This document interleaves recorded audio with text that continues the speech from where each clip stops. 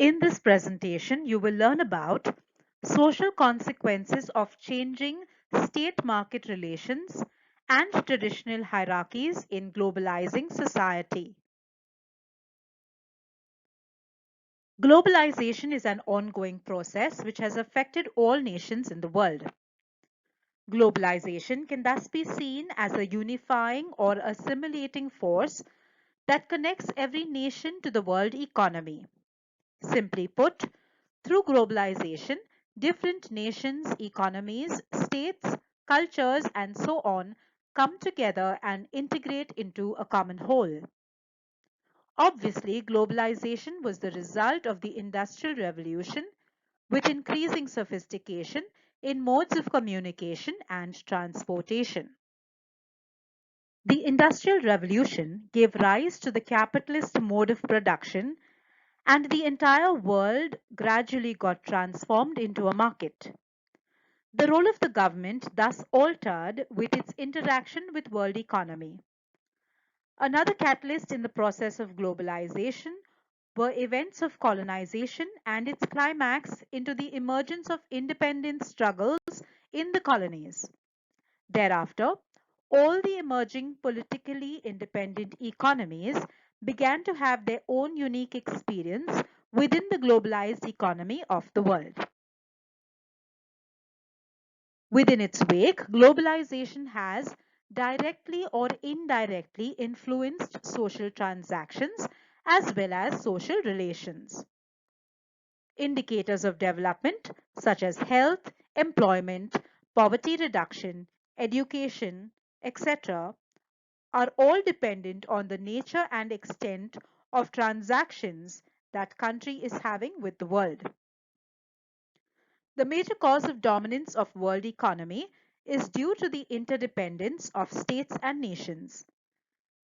This phenomenon makes certain states authoritative and certain others submissive. Additionally, globalization also affects the traditional hierarchies, thereby influencing the intersecting identities and marginalities.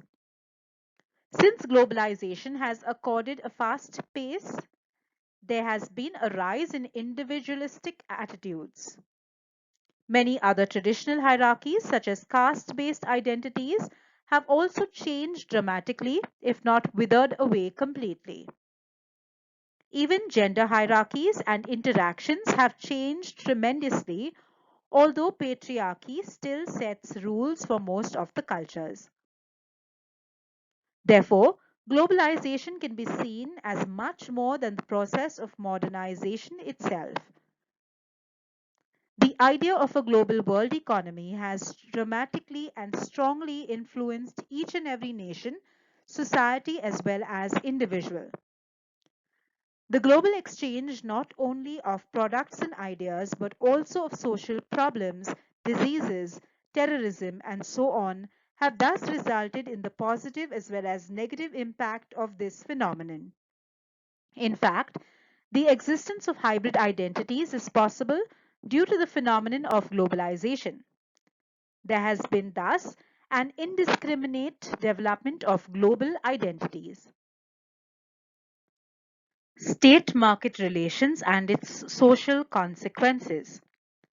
The impact of globalization is aptly stated by Jane as she looks at its irreversible trend amounting to the revolution in communication technology, diffusion of power, explosion of information, hence making the world inevitably an interdependent one.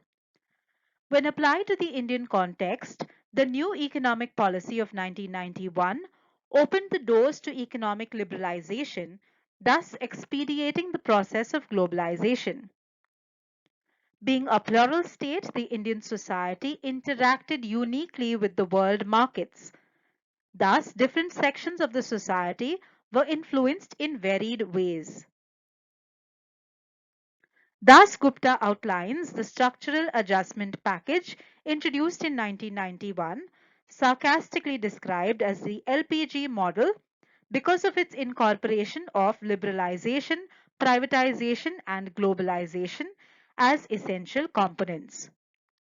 Besides the dominance of markets, liberalization and closing of major public sector economic activities, the NEP 1991 rested on the core idea of globalization, where more trade was considered beneficial to all, although some may gain more than others, but it was asserted that all would gain eventually. The goal of a free market economy was thus cherished. Buying and selling of goods and commodities was supported to be governed by larger forces of the market, that is, demand and supply, and not by traditional structures. But it was obvious that the pre existing inequalities were likely to surface in the new economic order. Hence, the drastic changes within the Indian society also became inevitable and irreversible. Indian structural frameworks of its economy as well as its society were both altered by the complex process of globalization.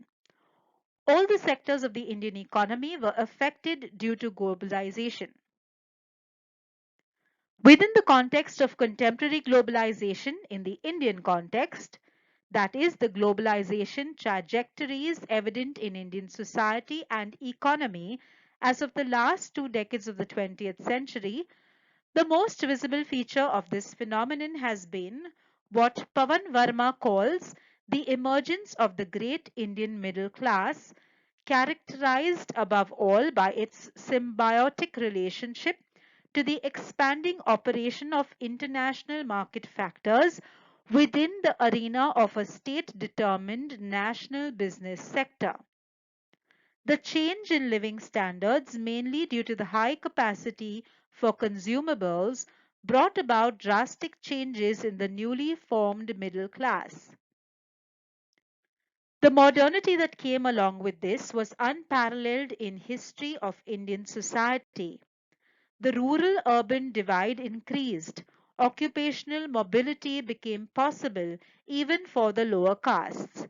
Use of globally known brands and products became rampant with a steady growth in ICTs, information, communication, and technologies. All these undoubtedly resulted in mass mobilization of income, power, and ideas and goods. As industries grew, agricultural production sank with more and more migration towards urban areas. The urban society in post-liberalization period had its own set of issues and problems. Naidu highlights that along with the economic impact, economic reforms without a human face have also affected the social and cultural life of the people in several countries including India. It became very evident as India is predominantly an agricultural society, it suffered tremendous drawbacks. This happened mainly among the agrarian sections of rural India, where globalization became a cause of increasing poverty. Agriculture and rural poor thus steadily suffered a setback. With technology came new employment opportunities, but it also led to reduction in employment due to increased mechanization. With reference to the increase in poverty and interconnected reduction in employment, Mazumdar and al. Throw light on the grave situation in the following words. The task force on employment opportunities appointed by the Planning Commission reported a sharp decline in the labor force growth rates between the 1980s and the 1990s. It estimates from the NSS showed that the growth rate fell from 2.05% per annum to 1.03. Taken in conjunction with the increase in measured rates of open unemployment, this slowdown has been widely interpreted to have been the result of discouragement of potential workers from entering the labor force. Within the sphere of women and employment, Gupta and all highlight how in Kerala, the lack of availability of employment opportunities, along with a long history of migration, has contributed to the specific situation of large scale recruitment of women to processing units. Further, there has been steady migration of men and women to cities in India and also Gulf countries from very early on, legitimized and thus paved the way for further migration as and when job opportunities arose. While India's economy has grown sharply since globalization, agriculture has not grown, resulting in a rising rural population and a large rural labor force. The average landholding size decreases and so does the productivity. This has resulted in mass migration towards urban areas. They look forward to easy access of goods and services, but the cost of living has gone up. As a result, employment reduced, but the increase was in the standard and cost of living, which led to absolute poverty, which deepened in the Indian society. It should be noted that there remained a huge gap between the purchasing power of the rural people as against their urban counterparts. As informal waged labor demand increased in urban areas, the cities started becoming overpopulated due to rural to urban migration trends. This led to the growth in water scarcity, pollution, unhygienic living conditions, abject poverty, child labor, etc., in the densely populated city areas designated as slums. Once overcrowded, these areas too experience high rates of unemployment. Whether rural areas or urban areas, globalization seems to have favored certain prosperous regions at the cost of others. The field of education has also been tremendously affected by the process of globalization. There is no doubt that the literacy rate increased in the post liberal decades. The availability of and access to Western education thus increased incredibly. Information technology brought in by globalization has facilitated education as well as posed different challenges. With globalization and liberalization, we witness opening up of newer learning programs, e-learning options, distance education offered by premier institutions, and so on. The market has since become highly competitive, and because of this, education is becoming increasingly market driven. A growing part of international student community will become market driven rather than state driven or aid driven. Education, just as health sector, has undergone commodification. Educational institutions have become a booming industry. As Spring articulates, research on globalization and education involves the study of intertwined worldwide discourses, processes, and institutions affecting local educational practices and policies. As such, globalization brought about the following changes in the sphere of education. New courses were introduced to match the international standards as well as markets. Accreditation to educational institutions for the purpose of running courses and programs. English largely became a medium of instruction. In fact, importance of several foreign languages also rose. Distance learning and online learning both became feasible. Indian students could easily pursue courses of their choice in a foreign university and vice versa. Skill specializations increased. The increasing and strong networks among the students of different universities, even across borders, became steadily a characteristic of this IT-driven age. With ever-increasing dissemination of information and data, particularly academics, copyrights, and intellectual property rights became a necessity, and this list can go on. In the Indian context, globalization of education has resulted in something peculiar which can also be apparent in other growing economies. Education, while considered as the most important medium for empowerment and eradication of poverty, is also facilitating the widening of the gap between the two sections of the Indian society.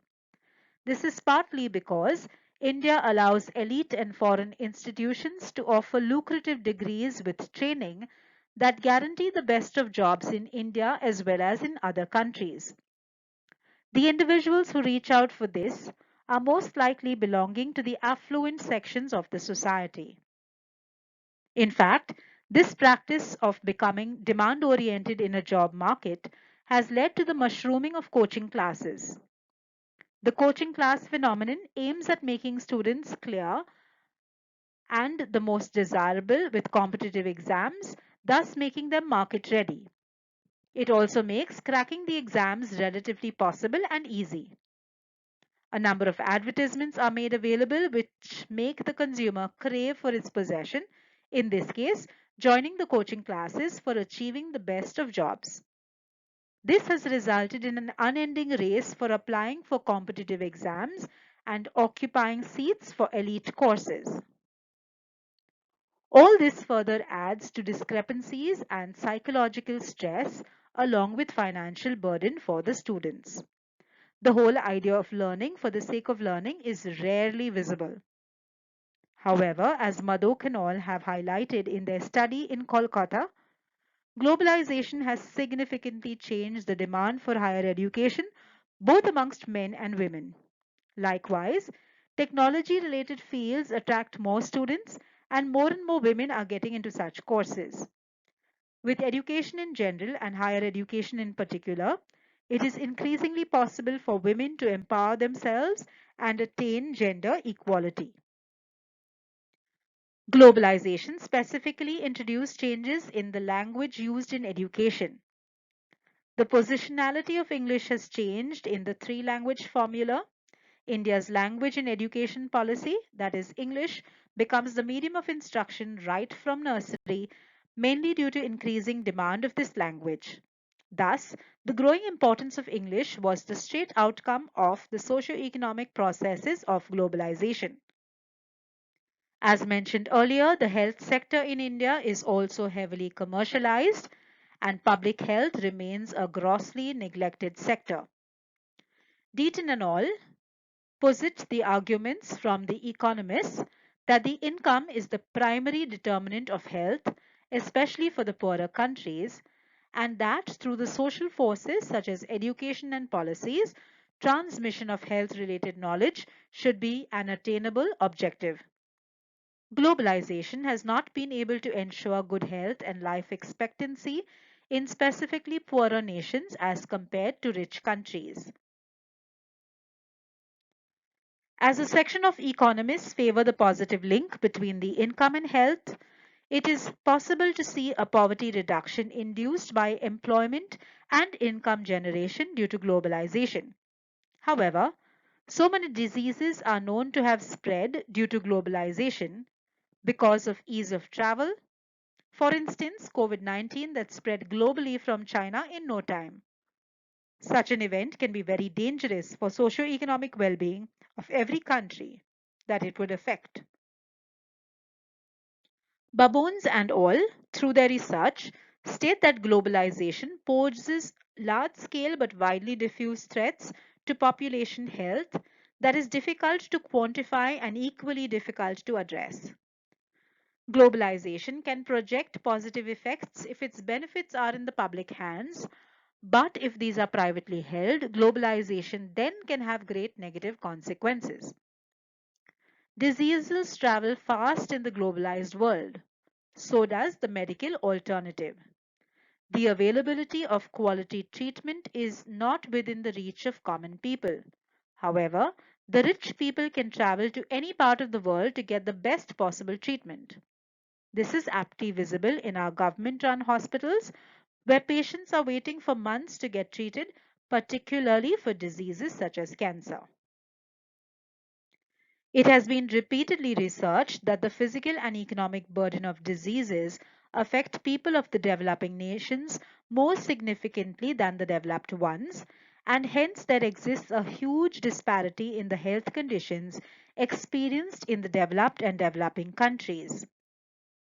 Hence, The consistently deteriorating health of the people of developing or poor countries in post-globalization period remains a major concern. The rich and the affluent developed nations are thus benefiting at the cost of the poor, marginalized sections of the society. Take, for instance, medical tourism as a manifestation of globalization. Driven by high healthcare costs, long waiting periods, or lack of access to new therapies in developed countries, most medical tourists, largely from United States, Canada, and Western Europe, seek care in Asia and Latin America. Although individual patient risks may be offset by credentialing and sophistication in some destination country facilities, lack of benefits to poorer citizens in developing countries offering medical tourism remains a generic equity issue. Thank you for watching the presentation.